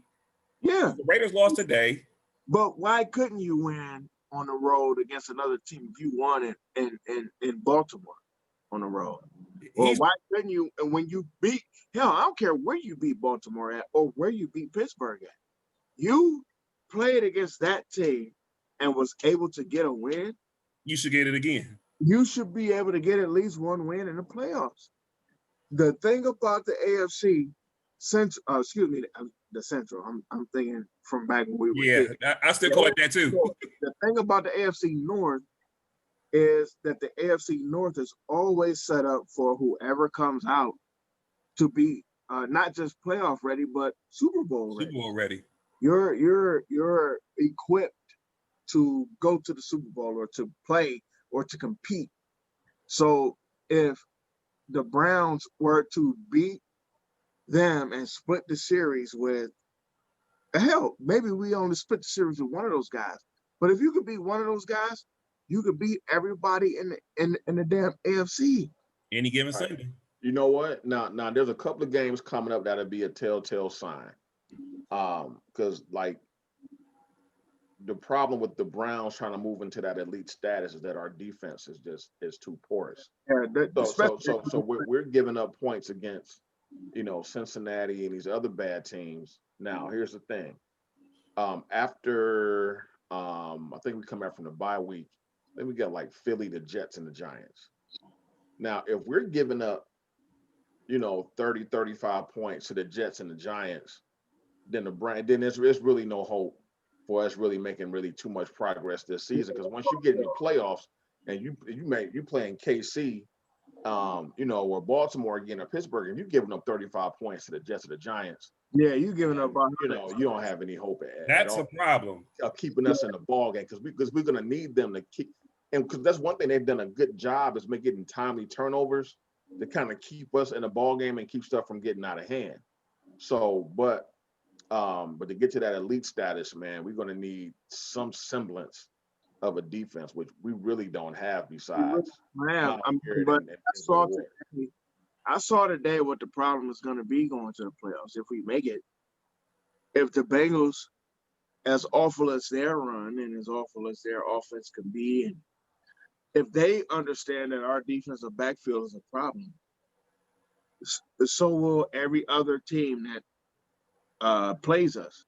So, Joe Burrow threw for over 400 yards against us again. I take that back. I think he threw for just under 400 last time. I thought he threw 3-something. Yeah. So now he threw for 400 today. I mean, this dude had almost 1,000 yards. He almost had a goddamn season worth of yards against us, just against us. So this backfield is an issue, and I agree with what you're saying. If we get to the playoffs, it's teams that already know that they're just gonna throw. Yeah, and the defensive backfield, it's the linebackers and the rest of the defensive line. Because without pressure come off the other end, because Miles, you're right. It's everywhere. It's the defensive backfield, but it's also the linebackers. Like the defensive line, what I saw today was, I don't care how fast they got off the line. They went super quick with all of their stuff, like to try to protect it. Listen, they're playing against one of the premier quarterback rushers in freaking football, and potentially even in NFL history. What Myles Garrett is doing right now is this dude is just racking up sacks. Here we are in our 7th week, and this dude got 9 sacks and 4 strip sacks, which is why I call what he does.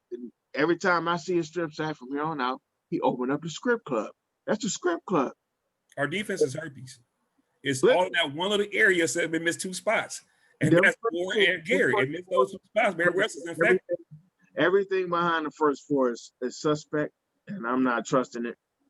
Yeah, exactly. We have a lot of work to do in the offseason and get that shored up too. We got a lot, because I'll tell you what, suggesting that Andrews and Dejo is a football player is an insult to football players, dead, alive, retired, and anybody who was on Madden, any video game that has an NFL player. Like, they should all be offended that they are associated with Andrew He is Eric Snow of our defense. Oh, wow. He is Eric Snow on our defense. Wow. Eric Snow. No.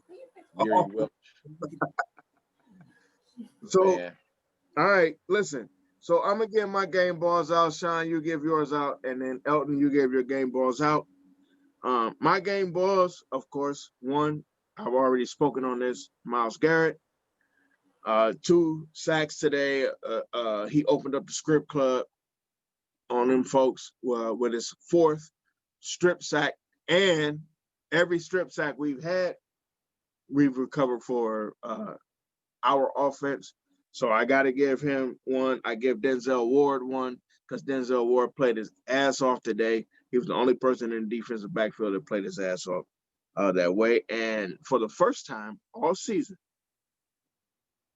I got to give Baker Mayfield my 3rd game ball, because Baker,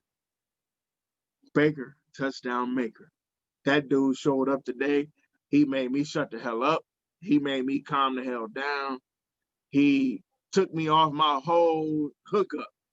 And I got to give Baker his love. So much love to Baker. Baker, you got. We just lost Elton. I think we did. That's what I was just thought. I said, damn, did I just lose my homie? Yeah, we just lost Elton. But I'll give my game balls to Baker Mayfield gets 1.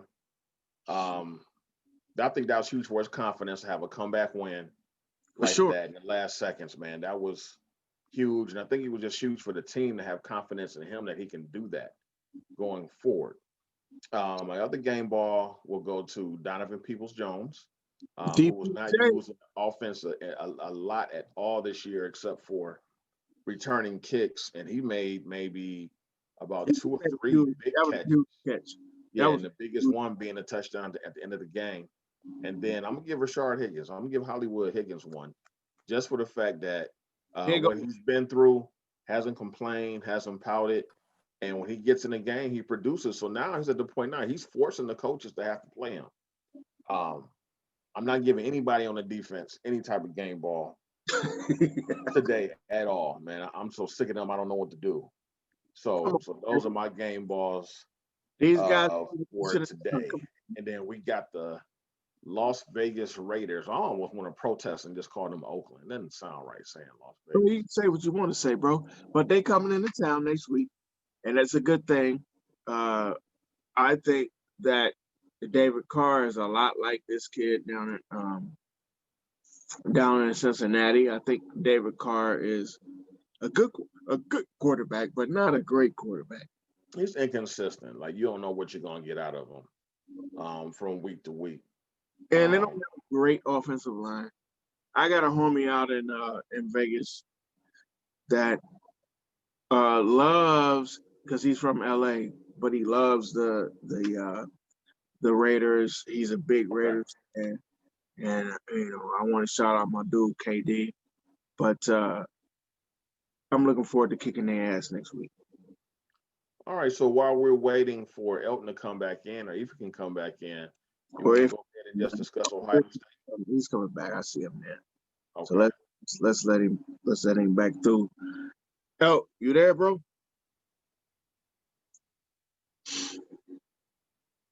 It says connecting. It says connecting, so he's coming in. Yeah. I had to move my screen over a little bit. I got booted. Yeah, I saw that. Like, what happened? Did you boot yourself? No, it said y'all phone where y'all whoever got a phone running. Somebody got rebel. They kicked me out. Somebody got rebel. Man, you better go somewhere. I got it.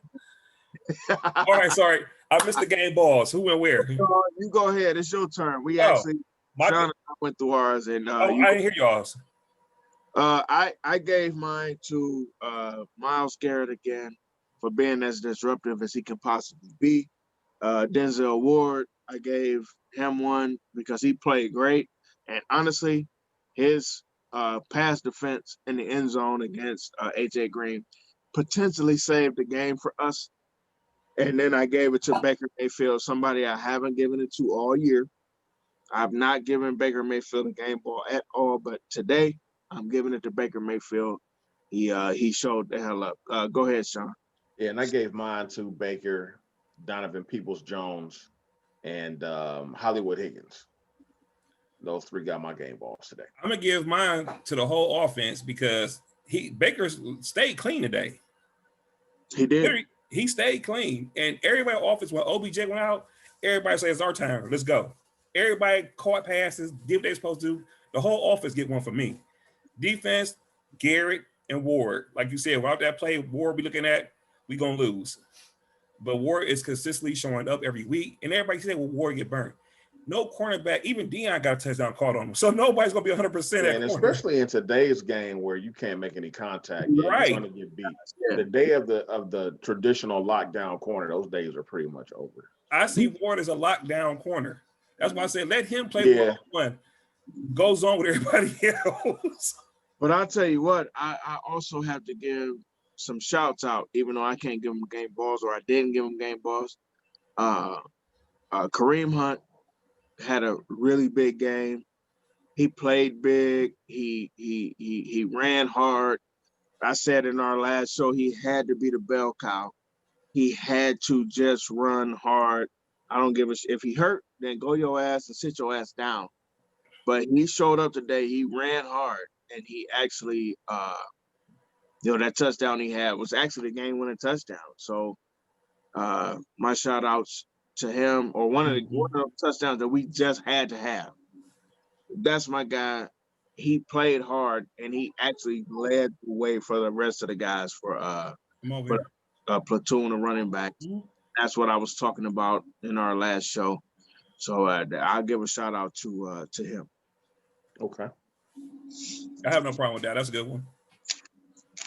But he is going to have to, against the Raiders defense, Raiders actually got a good defense. He gonna have to run hard. He's played against them before, being in he knows against Kansas City days. So yeah, he understands how to run against those guys. I also think that what I saw today, I think he's ready to play. Like he came out running wild. See this guy last week. Last week it looked like he was just kind of trying to figure it out. This week it felt like he understood what he needed to do, and that's what I said in my keys of the game. I felt like he had to be Nick Chubb leads the way because he was a starter. So he runs a certain kind of way. Yeah, so now you can come in and just kind of run halfway because you're behind him. Nick Chubb ain't walking through that door for the next 4 weeks. So you have to be what you've been. You've been an all-pro. You've led the league in rushing before and in touchdown as a running back. You have to be that guy, and that's what I expected to see today. And I'll be honest with you, even though he didn't have no killer game when you look at the numbers, he ran like I wanted to see him run. He moved like I wanted to see him move, and I can't have no argument with what he did. That's why I had to shot him out at least a little bit. Gotcha. That was my observation. In that. So listen, man, Elton, we're gonna let you roll, man. We're gonna finish the rest of the show. But I appreciate you coming in. I appreciate you letting me come in. Oh, no doubt. It definitely was nice meeting you, Elton, and we'll definitely have you back on the show, man. Your insight was great, man. I would love to be back. I had actually enjoyed myself. Hey, Good, good. good. Listen, if you don't enjoy yourself, why the hell would I want you? All right. So listen, tell T I said Tawana. thank you for allowing you. Uh, she's Very still. well. Thank you, T. Appreciate you. Love y'all. Love you too. All right, man. Yeah, man, that was dope. I appreciate that. Yeah, it was a good segment. I appreciate. Definitely a good segment. Elton, you got Where a were long. But look, I'm like, I don't know Oh, how he's to do this. still Hold on. I'm looking at him. Hold on. Is he still here? Hey, he was making sure we didn't talk about it when he left. Like, hey, hold on. What they gonna say? So Like- yeah, that dude don't Oh, there know. it is. Hold on. No, Right. because like I said, I'm on Tawan's laptop and I do mine for my tablet, so it's a little bit different. But I see hers now. All right, y'all. Good me. All Thanks right, for letting man. me have it. All right, man. All right. I hit the leave button. Hold on.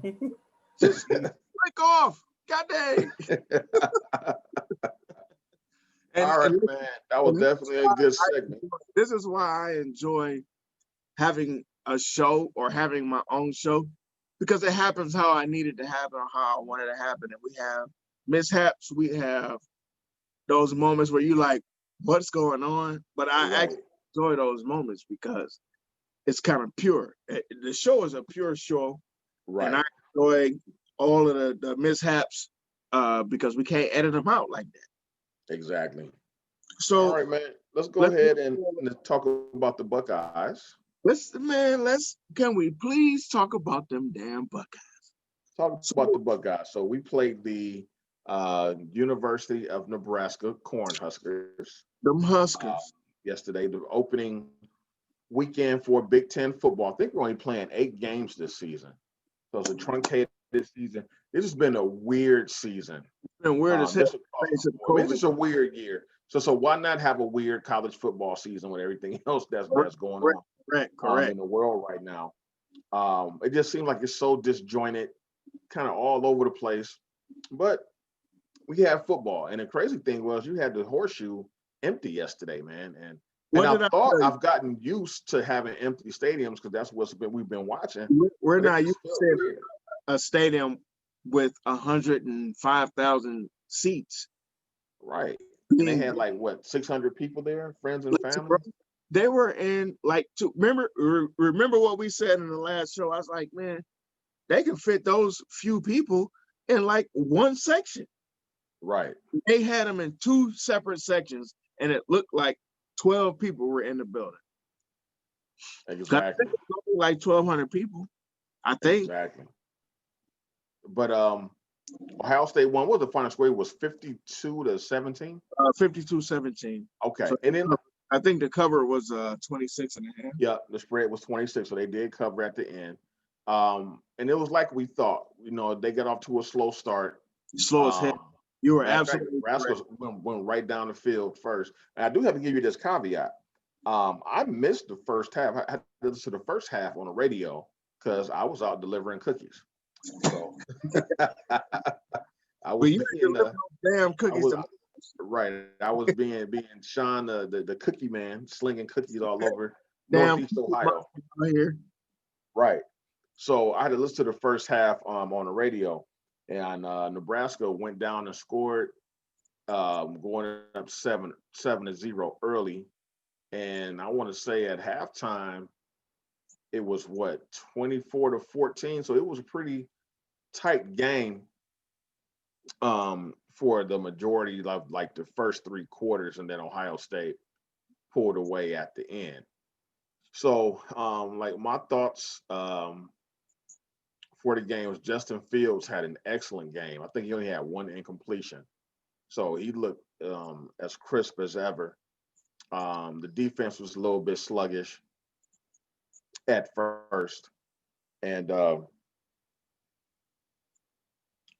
think the running game struggled a little bit at first. But overall, if you win 52-17, definitely could not complain about that.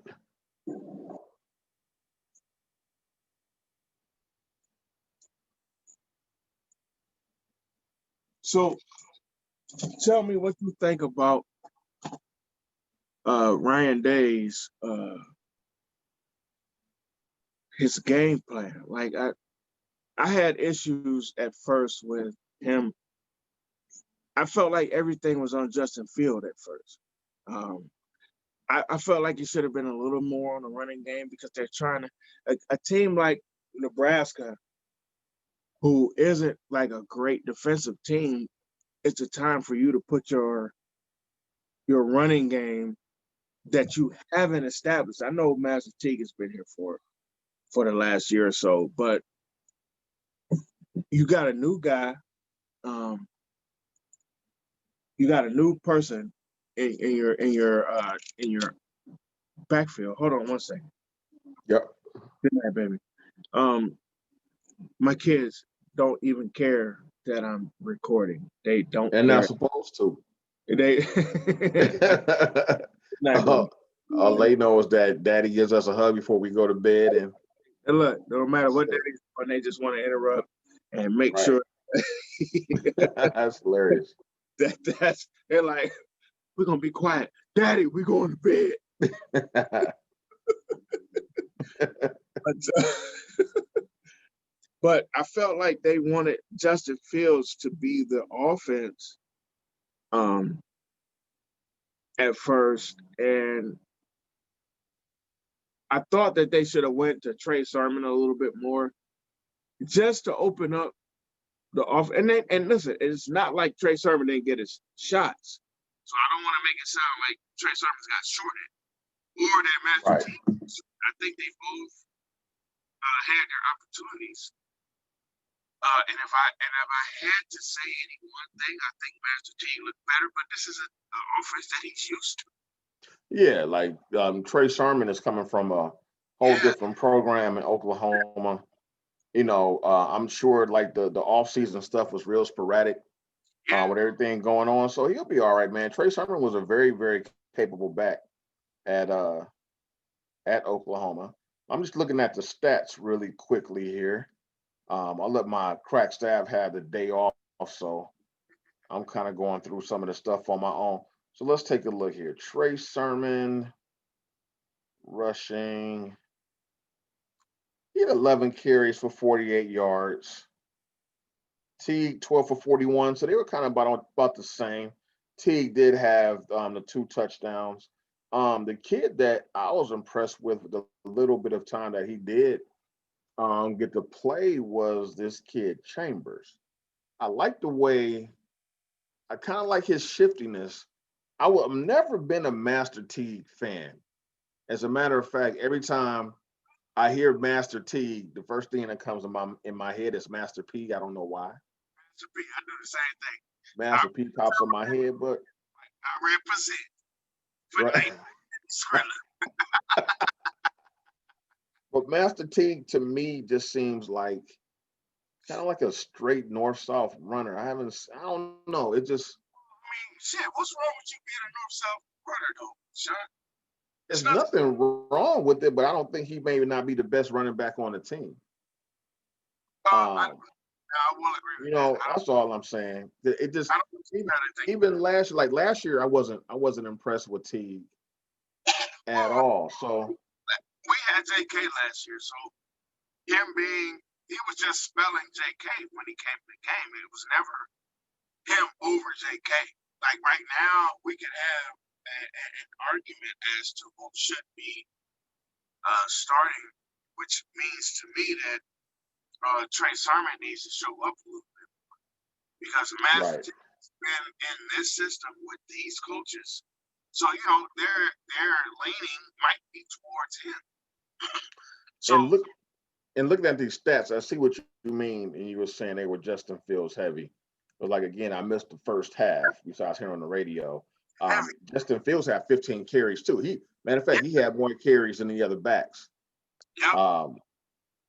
And plus, and threw the ball 21 times. So yeah, it was definitely a. It was all about Justin Fields. It's almost like they're trying to make him the Heisman favorite since we started from weeks behind. But which is okay to me in certain aspects, but not now. We need guys to win the game. We need to win these games. We need to get these guys out of our face. and we need to rest our guys because it's a shorter season. This is not a regular football season, and they have to look at it that way.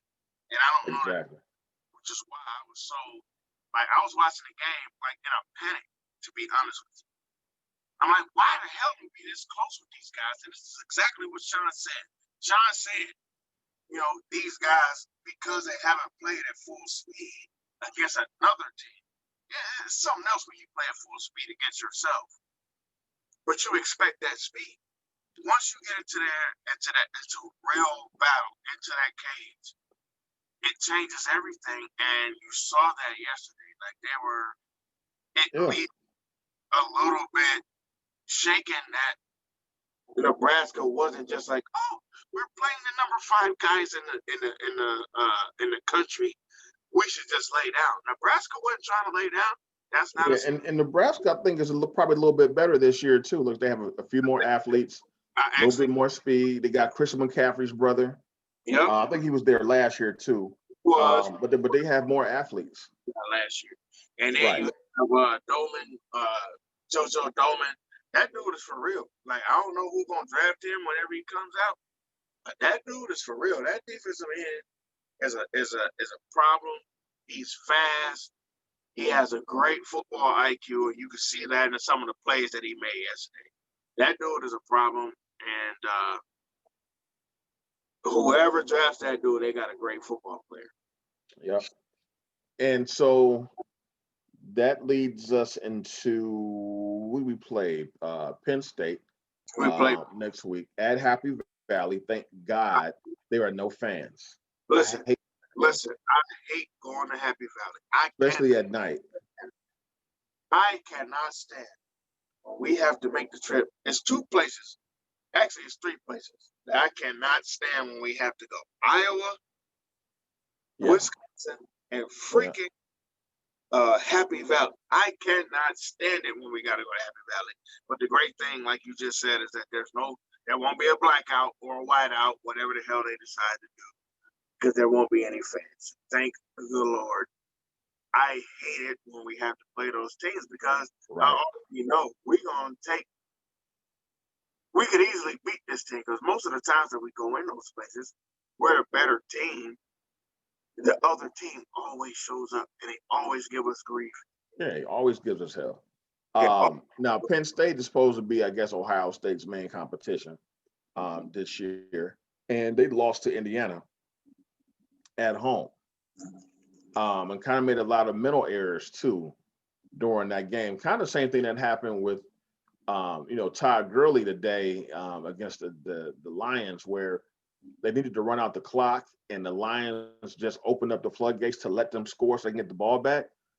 And Todd Gurley didn't realize either he was about to cross the goal line and tried to fall, but when he fell, the ball crossed the goal line and gave Detroit the ball back. They went and scored. Same thing with Penn State yesterday. They were up by, I think Penn State was up by 1 point. They had a chance to run the clock. They opened up the floodgates. The Penn State running back got to the goal line and was like, oh, man, you can see the look on his face like I messed up, and he scored. Gave the ball back to Indiana. They went right down the field and got the 2-point conversion. The tie goes into overtime. And Indiana wins in overtime. And if you're supposed to be a contender, a Big Ten contender, you can't go into Indiana and lose. And I know Indiana's football program has gotten a lot better what it has been, but you can't go and lose that game. That goes to coaching, you know that. I think you're actually even pointing to that in your comments. That's coaching. And we talked about that with our own football coach here on the professional level. There's certain things you can't say and can't do. You can't be okay with, et cetera, et cetera. And I think that it continues on down the line when it comes to a conference game. You can't lose to freaking Indiana. When you're Penn State, you can't lose to Indiana when you're freaking Ohio State. You can't lose to Purdue when you're Ohio State. You can't lose to Allegheny State Community College when you're Michigan. I like how you get that cheap shot in Look, there. see how Yeah, I like how you snuck that cheap shot in. I made that worse than what it actually was. Right. Exactly. You went to community college. Appalachian. You know, not Appalachian State University. You said Allegheny Community College. You Yeah, can't man. do none of that stuff. You can't do none of that stuff. But Right. yeah, I think that Penn State will be a little bit pissy when we see them, because of some of the things that we've already seen. I think that they're a little bit angry about losing those games, or losing the game rather that they Right. lost. And this And isn't then every game now too has such a all magnified now. yeah.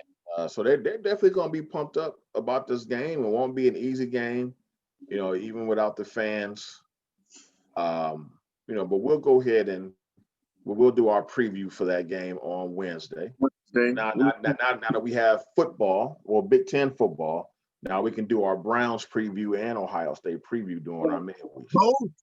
We can do them both. So, We just become big time now, right. because we can talk about both of those things that everybody actually is looking for and ready for whenever we feel like it on that Wednesday. On that Wednesday show. So we'll touch in with you guys on Wednesday about what we think, and some things will change between today's Sunday, for those folks who might be a little bit tanked. Today's Sunday, and by Wednesday we will have heard about whatever injuries or who won't play, who might have opted out, et cetera, and we'll be able to give you a clearer call on that game. I'm already picking Ohio State. I think we'll be fine, but we'll get further into that as we get into that space. So real quick, before we get out of here, we want to talk about the World Series. I don't know. Listen, I know a lot of people don't like baseball. I know a lot of people don't want to spend time on baseball because it's boring. But man, if you watched that game last night, it could have been one of the better games I've ever actually experienced in my lifetime. It was like up, down, and it was easily in the Dodgers' hands. I picked the Dodgers to win. Sean picked I picked Tampa Bay. the Devil Rays, and I called them the Devil Rays on purpose. Devil Rays sound better anyway. Sound better, doesn't it? Tampa Bay Rays doesn't have that I think they should be same twang to it. However, Sean picked the Rays to win. I picked the Dodgers, and I thought the way the game started, it was all Dodgers. Like they were playing well. They were getting the hits that they needed, and then like all of a sudden, like the Rays never go away. Just a few takeaways that I have. Justin Turner, the Dodgers third baseman. This dude is. And I don't know if anybody's ever played baseball, but I played baseball. There's guys that you just know you're a baseball player. You could say some stuff about him. You could try to make him this and that. Justin Turner is just a baseball player. That's what that guy. Yeah, he just has that grizzled look. He's just like Grizzly Adams. He looks like that he's been out camping out in the woods. He made him a big ass pot of moose stew with a 12-pack of beer, packs up his tent, and then drives to the stadium. Yeah, then mashes once he gets there. He comes to the stadium every night of the World Series, by the way, from the woods that just burned down. That's the kind of guy that he is. He's right. I used to say that about Chipper Jones. He's just a baseball player. Right. I say that about Edgar Renteria. Yeah, Edgar Renteria is at least a 4-2 guy. So it's not like he's just some regular random dude. But that dude just knows how to play baseball. Justin Turner just knows how to play baseball. He might know how to change your transmission too. However, if you get this dude a bat, man, he's gonna mash for you too. And that's what we've been seeing throughout this playoff. You got Mookie Betts that's just being Mookie Betts. We've talked about Mookie. I think Mookie is one of those guys that need to be an MLB ambassador. Right, should be the face of the league or one of the faces of the league. Yeah. But let me ask you this though. All right now the series is tied 2-2. It's two. Right now the Dodgers are up 3-0. It's the bottom of the third, and Kershaw's. Listen, they was up 2-0 yesterday. Right now, what happened? Because, like I said before, I was delivering cookies and then I was baking cookies last night, and I was tired. Like I didn't watch too many sports at night, so I heard it was a crazy ending. So what happened at the end of the game to give Tampa Bay the victory? So listen, first of all, the Dodgers were up, and all they had to do was get these guys out. I mean, and that, to be honest, that sounds like that's a weak lead in, but at every playoff game, that's every playoff game. If you go back to 1995, what happened? Well, the Indians were up, and all we had to do was get those outs. And what happened? We couldn't. I mean, I'm sorry, 97. All we had to do was get those outs. We brought in Joe Table. All you got to do is get those outs, right? And the most winningest or savingest pitcher, Joe Table, could not get those outs. That's exactly what happened last night. Last night, you saw every time that the Dodgers went up, the Rays had an answer, like in the bottom of that inning. Okay. And come back. You know, you had Tyler Renfroe hit a home run. You had Brandon Lau hit a home run. Listen, Brandon Lau, I didn't know that was their best player. And I kept saying to myself, like, first of all, why is this dude's name Lau? It's spelled Lowe. Everybody I've ever seen Lowe has been low. But Right. This dude's name is Brandon Lau. The other part of that is every time I see this dude come to bat, he figures out a way to get a hit.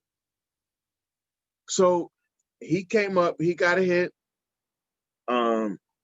He's had 3 home runs in this series, by the way. He had a single run to put them, to tie this game up. Randy, I call him Randy A. Rosarina. All right. His name is Azarina, but he has 9 home runs, which is the most for a rookie in the postseason. And he just eclipsed the most postseason hits for any rookie since who? You want me to say it, or you want to say it for me? Oh, Derek Jeter. Oh God. You always weave Jeter somewhere in this conversation, man. My God. Listen, I can't make this shit up. No, but I didn't. You know what? Like I've been so, because I missed the last couple of games. I didn't realize how much these guys have been raking like that, man. Because normally in the playoffs in the World Series, you don't put up numbers like that. No, it's really more so about the pitching. Mookie just blew a play in the outfield. That's one rare. of the Rays just scored, and he gets a sliding triple. So that's that 3-1? Yeah, so it was 3-1. A lot went on, bro. Yes, Mookie don't make too many errors in the outfield. No, man. I don't think it was an error. The ball just kind of got past him, but he kind of took like the wrong angle on it. So I think they're gonna give him a triple on that one. Okay. Yeah. He just misplayed that ball. But Corey Seager has played well for the Dodgers too. I mean, but he's an MVP candidate. So Right. the things that I'm seeing, to be like more frank, is that each one of these teams, it's 2-2 right now. I picked the Dodgers, Sean picked the Rays, and I think we said that a little bit earlier. But the thing that I'm seeing is that these teams are playing to their full potential, which is Yes, they rare. are. Which is rare. Usually we'll see one team playing to their absolute potential and the other team just tanking and collapsing. What we're seeing right now is both teams playing to their full potential, whoever they are or whatever they are. And it's working. So I'm enjoying watching this. I can't wait until I want to be done, all the way done, and then I'll get into this game. But I'm looking forward to watching the game. It's really these games have been so fun. I actually missed the UFC fight last night watching this game. I just kept watching the game. Yeah, there was a big UFC fight last night, huh? Huh? There was a big UFC fight last night. Yeah, Khabib fought last night, and I was like, man, I want to watch the fight, but I thought Khabib was gonna win anyway. But I wanted to, because I knew that we had a show, so I stayed on the World Series, and it paid off. Like me watching the World Series, I was like, man, I was legit like sitting there like, wow. And I don't have a dog in the fight. I'm not rooting honestly for either one of these teams. I think the Dodgers will win, but that doesn't mean anything. The way that these guys are playing right now is awesome. It's awesome. If you like baseball, this is some of the best stuff to watch. All right. Well, I look forward to watching the rest of this game tonight. I'm gonna flick between that and the Seattle and Arizona game. Yeah. So I think right now, man, Russell Wilson threw an interception on the goal line, and Buda Baker almost took it all the way back to the house. There was 1st and goal, Arizona. But I think Seattle's up. Yeah, Seattle's up 13-7. All right, man. So do you have any other things that you wanted to touch on tonight? I didn't have anything else really. I don't have anything I need to touch on right now. I think I'm gonna save a few things for our midweek show, and we'll discuss a few things there. But for tonight, I appreciate you guys' time. Anybody who will tune in, who has listened, I also want to send a shout out to Elton Holifield. I appreciate your time, sir, for coming in. Definitely always appreciate Sean's time. Sean is, as he could be doing a bunch of other stuff other than sitting here with me, commiserating at certain times. Oh man, this is fun. I enjoy this, man. Listen, man, talking, doing this. What we do, talking trash about sports, man. So talk trash. We have a good time, and it's a great venue for that. For you guys who, I guess it's my turn to do that because Sean did it last time. I just want to say, hey, if you guys want to get at us, we have so many different venues that you guys can reach us on. We have our Facebook and our Instagram. They're both two guys, TWO, and a Mike 216.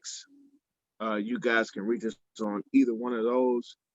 Come to our page, like the stuff that's on our page, get us in regular rotation. We would appreciate that. Also, we are on YouTube. So if you want to see us and you want to see us do our show and see who we had on our show, if that's your friend, if you know Elton, if you know Mark Stover, come check us out on YouTube and you can see if that's your guy. And that's at two guys, TWO, and a mic on YouTube. And then we also have our own email, two guys and a mic at gmail.com. Come check us out. And we're also streaming whenever you guys want to do that on Spotify as well as on Anchor two guys, TWO, and a Mike 216. So we appreciate you guys. We love you guys. We hope we get more people that want to hear us and talk to us and talk about us. And if you don't, again, let us know. Maybe we can change our show to be more accountable to what you guys would like for us to do. However, right now, I love how things are going. I appreciate you, Sean. I appreciate your time. I appreciate you taking time out when you could be doing anything that you want to do. You got anything, homie? No, man, I appreciate you.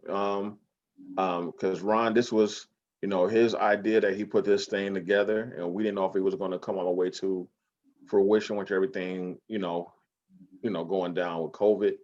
But so far we're hanging in there, and we're just doing this for fun. Who knows where it goes, but we do just appreciate everyone that supported and shared the links. I have a great time. And everything else. So other than that, man, I'm good. So I'm gonna go ahead and start watching the rest of these games and kind of just chill out for the rest of the evening. All right, folks, we'll see y'all on Wednesday. Sean, have a great week. You too. You kiss your mom and your grandma for me, bro. I'll do the same for mine. And peace out. All right, man. Have a good one. Peace out, fam.